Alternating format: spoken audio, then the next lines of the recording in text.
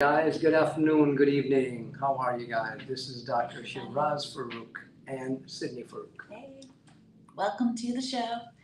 This is episode number 28 of the DaBootyDoc Talk.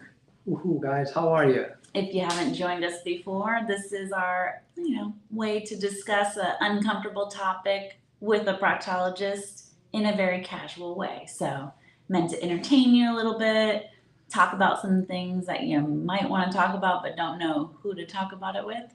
And of course, if you have any true medical questions, then we say you need to see some doctors in your area. Correct, guys. Thank you very much for joining us. Again, this is the DaBootyDoc Talk. And who do you call? The Ghostbusters. No, the Booty Doc. Doc. Yes, it's called the Booty Doc. Thank you, guys, in Tampa, Florida. If you have any questions or any proctological needs, we're here to answer and help you. As Sydney said, this is pure entertainment. Entertainment? Maybe. We make you laugh, or we may tickle you a little bit up here, and hopefully that'll make you guys question or maybe find some answers to the life, the universe, and everything. About your butt. But I want to know more. So today's episode 28. We missed you last week. Sorry about that. Where were we? Orlando? We were in Orlando. We had life pass by, and it was very busy, but we're here now. Remember, most people go to Orlando for the theme parks, but we were there on business, unfortunately. Yes, guys, we were working, and then we are back. Thank you very much for being here with us. Today we are going to be talking about the colon. You know what the colon is? The two dots. Morse code. Colon is a part of your body that resides in the belly. Yes. Okay, that makes poop, and that is very smelly and stinky, and it's the food that you eat that comes out the other way, and that is processed in your digestive system from the mouth to the butt, and in between lies the colon at the very end. And colon has a very big role. That's why then God made colorectal surgeons. To be the kings. So And queens. The colon kind of has the last say about like what stays in and what goes out. Correct. Everybody must have heard about the joke about the anus, but I'm not going to bring it up here. But she's right. It does have the last say in what comes out. So what goes in is your mouth, and what comes out is your bum. But what I mean by goes in is what stays in your body from the foods that you consume. So we're talking about the nutrients, the vitamins, things like that. And we wanted to bring it up because I hear a lot of people ask me, what does my colon do? So, we thought we would inform some of our audience out there about what the function of the colon is so that you guys can be educated and can be brainiacs about the colon. Yes. So colon, describe the location of it for me. So let's start at your butthole. That's your anus technically, right? Okay, so that's a good way to describe it because from the mouth you can't reach the colon, but from the bottom you can reach the colon. Mm-hmm. So from the bottom of the anus you can go up, and from going up about an inch inside the cavity, that's the anus, is the rectum. Okay, rectum is the part of the colon which is the house where the poop collects, the warehouse. That's where the party happens. That's where the poop disco happens, and the poop stays there before it comes out. So what's just beyond the rectum then? Is that your colon? So above the rectum, your actual colon starts. So colon starts in the sigmoid colon, which is like an S, and that's why it's the Greek word for sigmoid. For Shiraz and Sydney. Yes. S is a very powerful letter. CC. So sigmoid colon is a curvaceous part of the colon, and it's a little twisted. And this part of the colon has some functions and some problems. And for colorectal surgeons, diverticulitis and diverticulosis is a common issue. We see there where they develop pockets in the sigmoid colon. How long is the colon in total? A colon can be as far as your hands, reached out. That's about probably 5 to 6 feet. 5 to 6 feet. I mean, you expand it all the way. it goes like that. So, That's your colon. so rectum is about the size of a hand. Sigmoid colon is about the size of your elbow. Then comes the middle portion of the colon. And You know why he knows these hand-arm measurements, right? Why? Well, how else are you gonna get in there? Oh, come on! There are instruments to go inside. My hand does not go all the way up. Actually, inside. it's good that we mentioned this too. Colonoscopies are not done with fingers or hands or any appendages. We have cameras. Strictly equipment. Yes. Yes. So transverse colon is about this big, so it's about half the size of your chest or body. It lays right in the middle of between your chest and your belly is the transverse colon, and then the right colon drops down on the right side and is the size of an elbow, and then the last portion is your reservoir called cecum that attaches to small intestine. So how long does it take to get through a colon? When you do a colonoscopy, you scope the entire up to the. It can range from here to Mars. In some patients, it feels like that. Well, I was going to ask that too. Like, is it body size? Like, I'm smaller than you. Am I going to have the same size colon? Colon can anatomy? be different. Colon anatomy can be different. Colon can be small or large, but it's not very, very long. It's not as long as the distance from here to Mars, but it's about 5 to 6 feet. So you're able to finish a colonoscopy between 10 to 15 to 20 minutes. Mostly with a camera. If you have a lot of poop in there, obviously it'll smear your camera. You can't see anything, so you don't want that. That's why they install the windshield wipers on them. Yes, they have irrigation channels, but they don't have windshield wipers. That was my. I was joking. No, that was that's my. Cool. Every time I do a colonoscopy, I think about it. Same Who's one. gonna invent a windshield wiper for the colon? That That could be would be very dangerous. nice. Think about it. Yeah, if the wiper breaks down, that would be a problem. We don't want that. No wipers. Someone thought of this already. Yes. So I think ruled it out real quick. So Irrigation colon has a lot of functions, okay? So one of the big functions of the colon is to absorb some food items that we eat through our mouth and comes out the other way. So I thought that this talk would be interesting to talk about what is the nutrient absorption in the colon. Right. You know. So how does it absorb nutrients, or what type of nutrients are we talking about here? Well, nutrients vary, okay? The most common nutrient that the body needs is water. Do you guys know that water is a nutrient? Actually, no, I wouldn't have really. Without that, you cannot be nourished. True. So water, H2O, I tell everyone that we are cucumbers. Okay, guys? And 95% water is in our body, in our cells, and inside the colon. Pretty much all your body's functionalities, even on the cellular and molecular level, needs water to do its functions. Correct. So oxidation is important, and we breathe oxygen, and hydrogen combines with that and becomes a water molecule.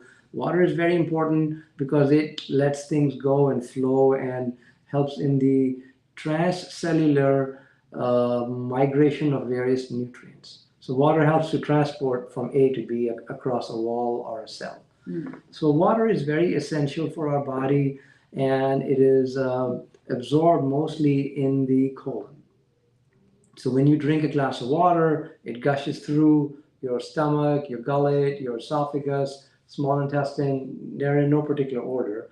That goes inside your colon, and there the absorption maximally happens. So you suck all the water out, and your body nourishes itself by hydrating Which itself. makes sense, because if the nutrients are being absorbed and created, and you need more water in that area too. So water is also absorbed in the small intestines, but the colon plays a very good role in that.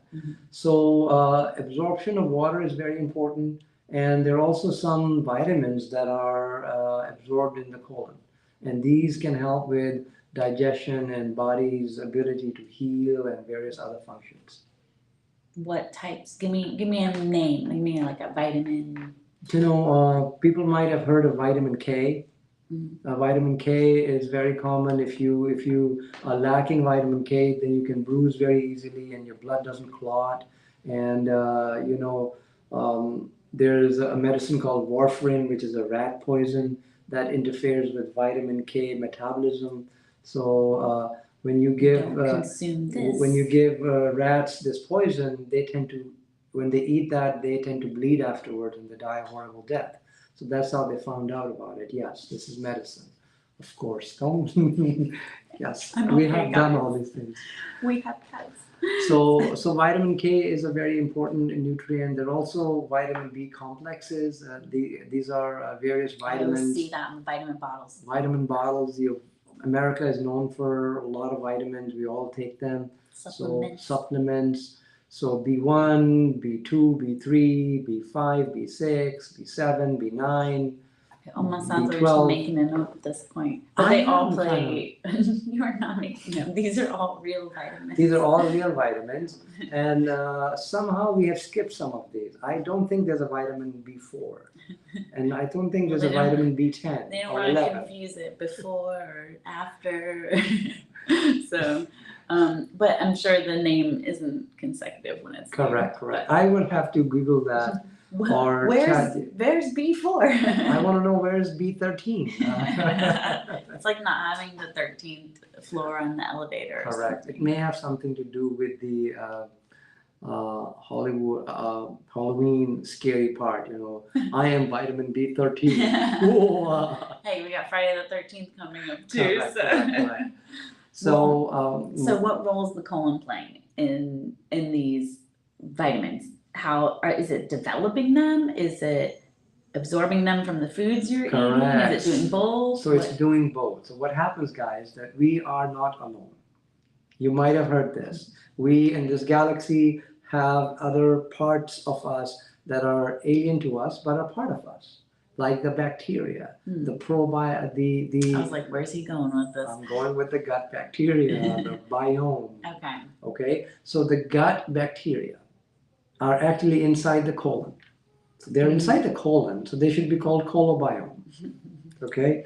Or the microbiome. The microbiome is the microscopic cells that live inside us. There are trillions of them, guys. There are 100 trillion cells. Yeah, a little bit thinking about it. It's like you see those commercials where it's like the blobby germ coming to get you. Yeah. They live inside us. That's what I'm picturing, like inside my belly. There are but this is a good thing. There are trillions of protozoa and bacteria and viruses and other cells. This is what's key with the colon. If these guys don't hang out in here, then you don't get the benefit from the nutrients. And they can be good and they can be bad.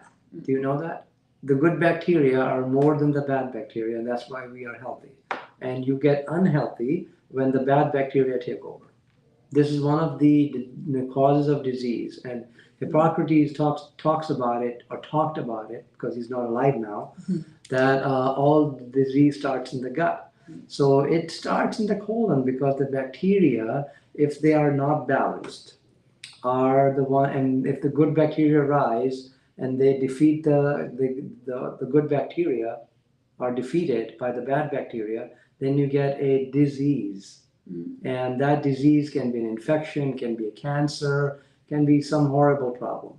And these problems can be managed by managing the bacteria. So the bacteria comes with the body then? So the bacteria comes with the body. When you're born, you don't have bacteria, but you absorb the bacteria through your mother, in the birthing canal and the environment, and then you grow the bacteria inside you. Then these bacteria develop. When you eat food, they also eat the food.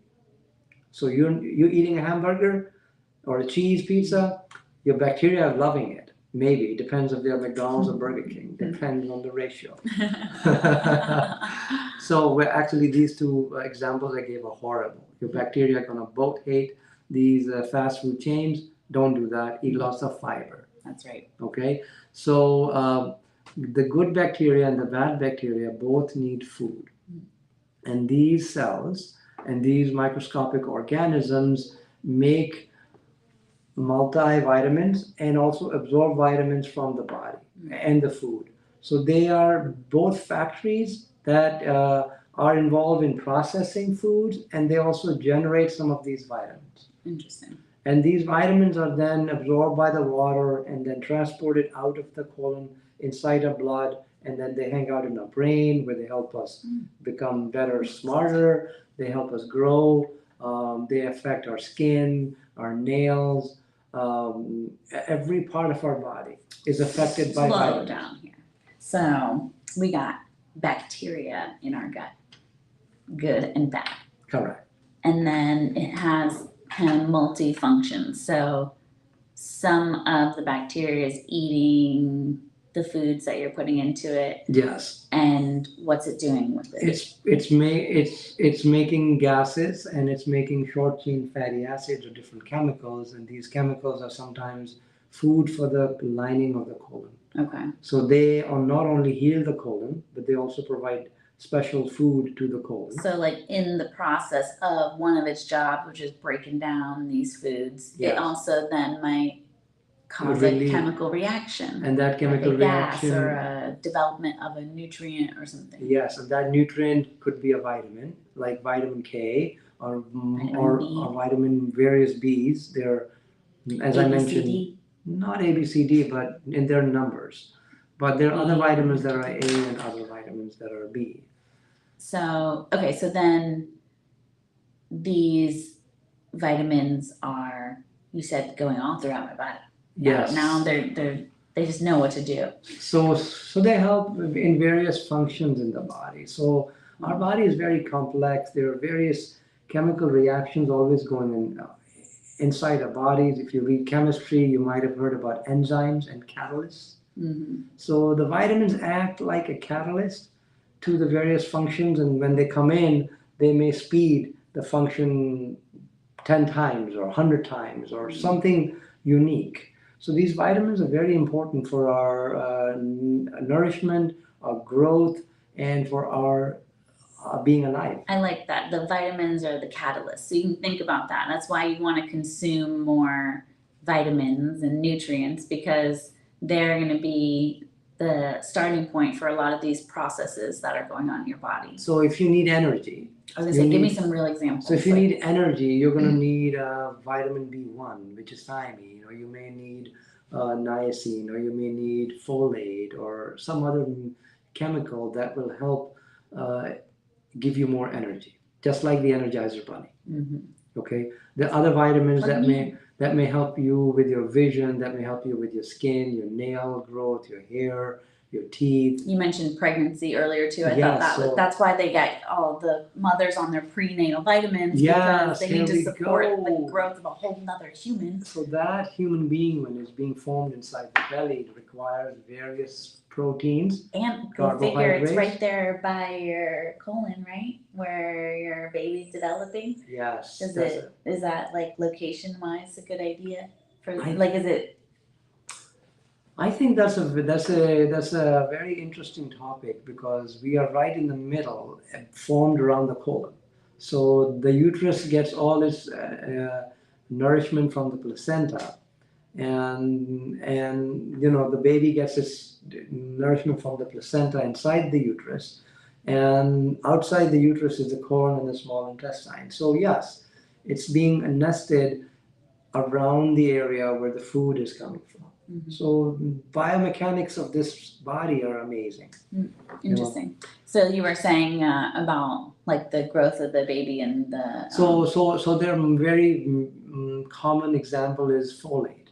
Okay, folate is used for neural tube formation. So our brain, when it forms, requires folate and iron and other chemicals to grow.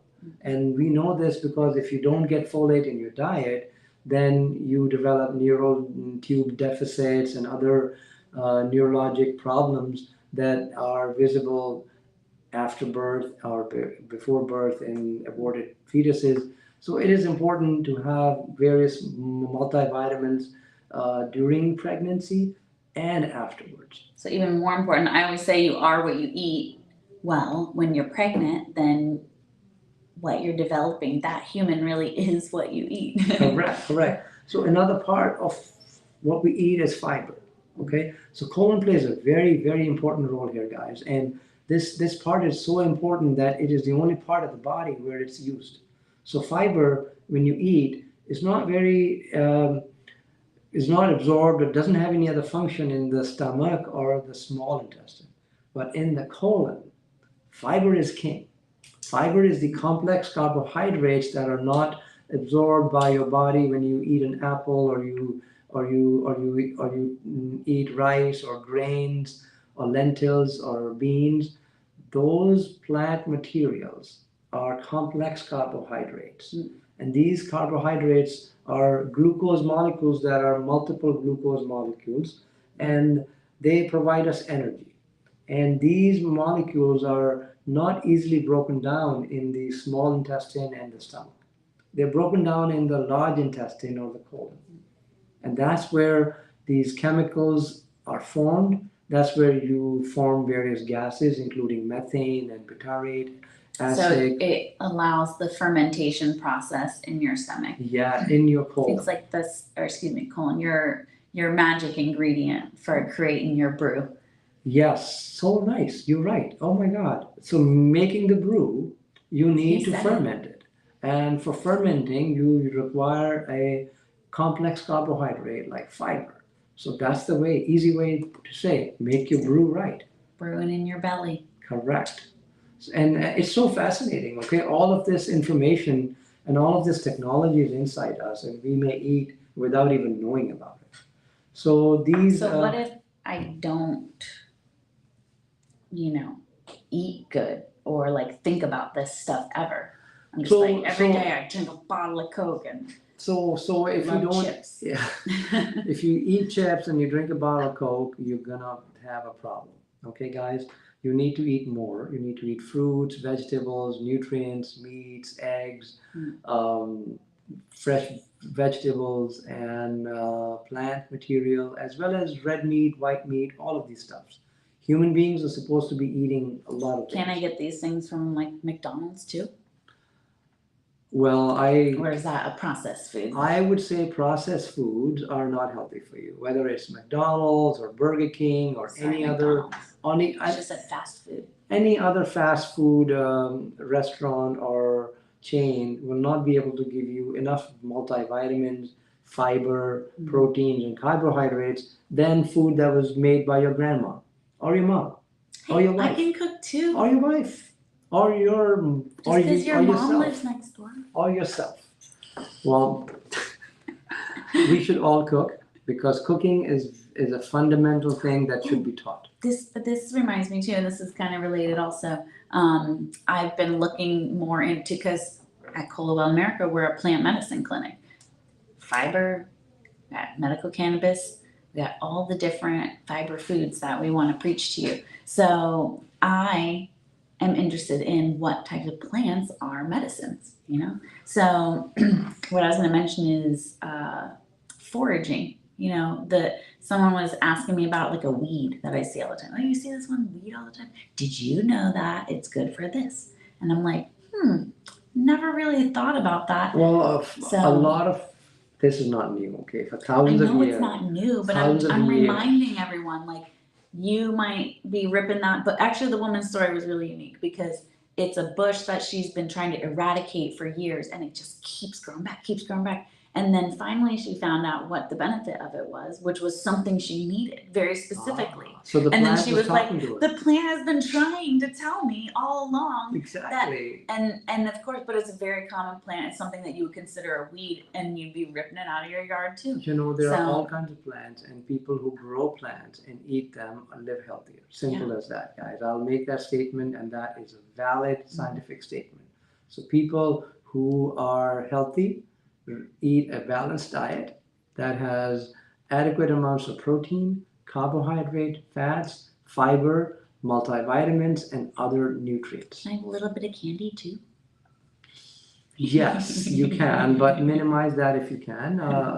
It's not an essential function of or essential food that you have to eat every day or sometimes. What if I have other problems? Like, I know, like medications, we talk about antibiotics that can affect your biome. So that is very important. Pause, guys.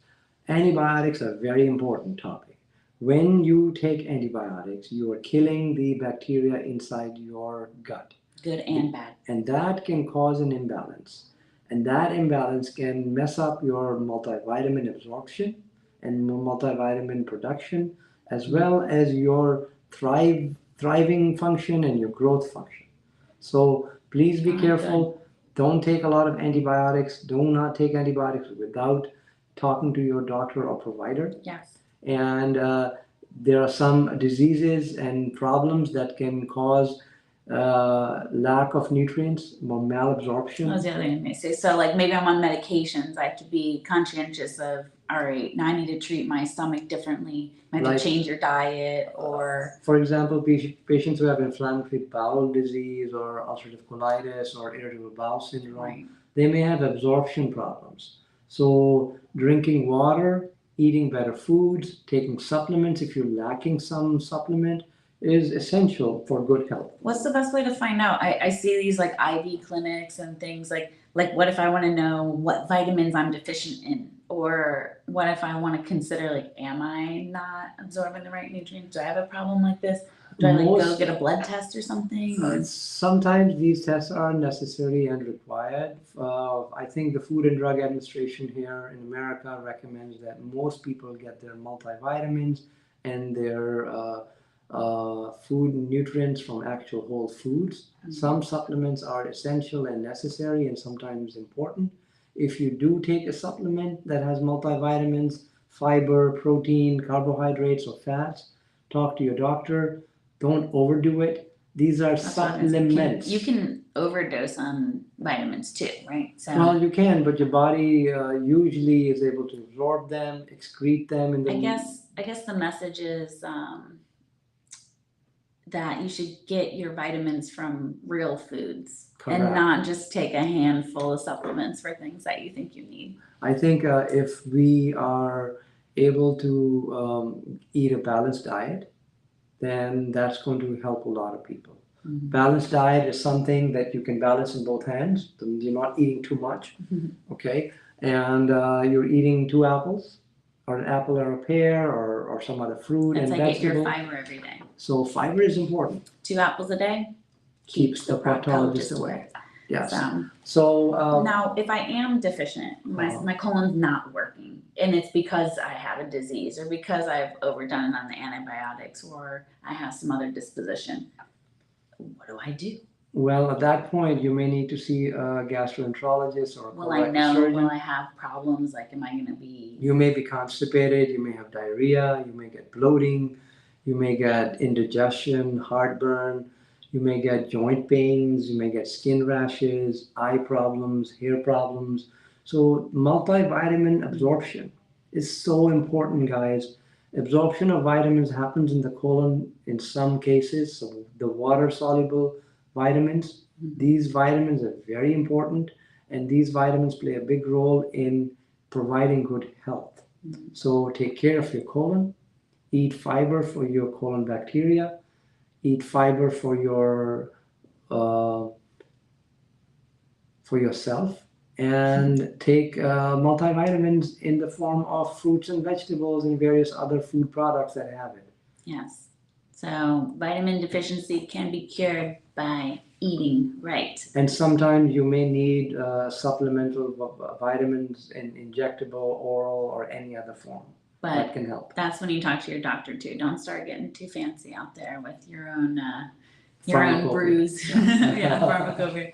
So, and look into foraging, because that's my new favorite topic, because you'd be amazed at which plants you see every day and that they're good for something amazing. There's plants all over the world. Mhm. The globe is covered by plants. Well, think about our the people that founded the Americas. What do you think they had to live off of? So that's how we had to learn all of that stuff. Didn't they have turkey? I was gonna say that the Indians probably knew a little bit more than they did, but Yes, but those type of cultures, they're doing that today. So not only growing their own food, but you forage for things like Correct. mushrooms and different leaves. So different foods, different plants, different vitamins, different nutrients. All of these are very important. So please do all of this. This will be helpful. I don't have examples of multivitamins that I want to go over because there's a lot of them. But if you go online and read about various vitamins and how they are made and what they can do, there's a lot of education out there. Or if you have a symptom like, oh, I seem to be tired all the time, might be a sign of some sort of deficiency in a vitamin. So you can research things like that too. But macronutrients like proteins, carbohydrates, fats, and fiber are very important. because they're going to help your colon produce the nutrients and vitamins too that you need for your body. So guys, this is the end of the talk today at DaBootyDoc Talk. We'll miss you. Thank you for joining us. This was a complex topic that we tried to go through very quickly for you. If you need more information, contact us or contact your doctor or provider. Yep. Maybe they can entertain you like us. Hopefully you've learned something, and we'll be back next week. Yeah, comment, leave us suggestions. We'll be here for you. Thank you guys. Have The a good DaBootyDoc Talk with Shiraz and Sydney. Have a nice day. Signing Thank you. off. Signing off.